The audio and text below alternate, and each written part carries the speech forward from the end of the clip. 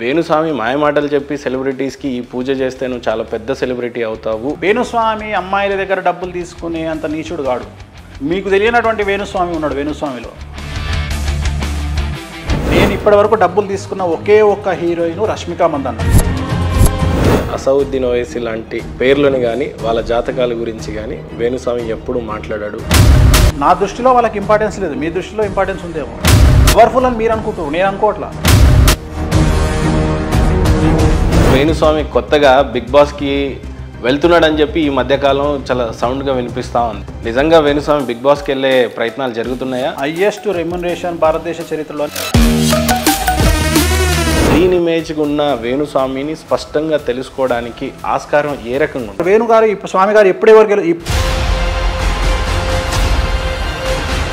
మీ దగ్గరకు వస్తే మా జీవితాలు బాధపడతాయి, బాగుంటాము అని చెప్పి అనేక రకాలుగా మిమ్మల్ని సందర్శించాలి అని అనుకుంటారు. ఇంత కన్ఫ్యూజన్ పెద్ద ఛాలెంజ్ ఏమి? నాకు ఛాలెంజ్ నాకు కాదు, నా దగ్గరకు వచ్చేవాడికి.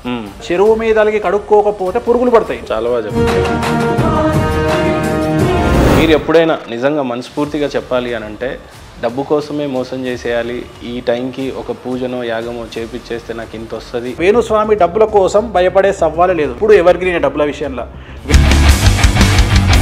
ఒకళ్ళు డివోర్స్ అవుతున్నాయి అని చెప్పి ఒక పక్క, రెండోది మీరు మందు తాగుతున్నారు పబ్బులలో, మీరు అసలు ఏం మాట్లాడుకుంటున్నారో ఆ వీడియో వెనకాల దాగున్న అంతర్యం ఏంటో.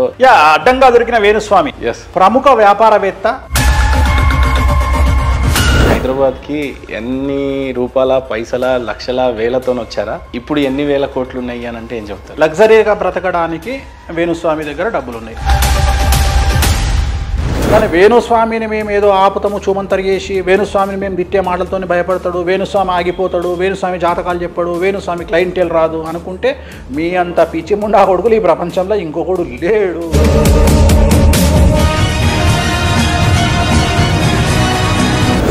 శరం వదిలిపెట్టి ప్లకార్డులు పట్టుకొని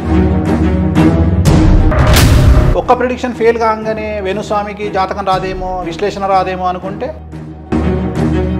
బేసిక్గా మనిషి అనేవాడు పుడతాడు, పుట్టిన తర్వాత కష్టాలు అనుభవిస్తాడు, సక్సెస్ అనుభవిస్తాడు, ఫెయిల్యూర్ అనుభవిస్తాడు, చచ్చిపోతాడు. నిజంగానే మనిషి పుట్టుకకి ఒక అర్థం, చావుకు ఒక అర్థం. ఎందుకు పుడతాం, ఎందుకు చేస్తాం, ఏంది అసలు ఈ సృష్టి రహస్యం ఏంటి అని అంటే ఏం చెప్తారు? ఎన్నో జన్మల తర్వాత మనుష్య జన్మ దక్కుతుంది.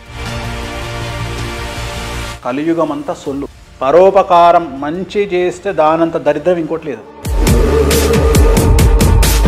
వేణుస్వామి తూప్రాన్ లాంటి చిన్న ప్రాంతం నుండి వచ్చి, ఒక చిన్న పల్లెటూరు నుంచి వచ్చి ఈరోజు ఇంత టాప్ సెలబ్రిటీస్కి జాతకాలు చెప్పే స్థాయికి ఎలా ఎదిగాడు? తెలంగాణ జాతిపిత కేసీఆర్ గారు, ఆయన కాన్స్టిట్యున్సీ నుండి వచ్చినటువంటి వ్యక్తిని నేను.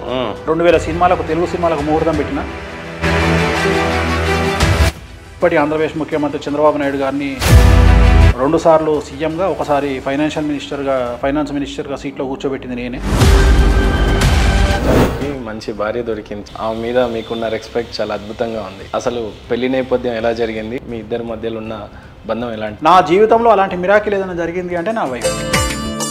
ఇంక అంతకంటే పెద్ద మిరాకిల్ ఏం లేదు నా జీవితం. రఫ్ అండ్ టఫ్ ఉండే వేణుస్వామికి అసలు ఎవరిని ప్రపోజ్ చేశారు? ఎలా? ఏం లేదు, ప్రపోజింగ్ ఏం లేదు, డైరెక్ట్ పెళ్ళే.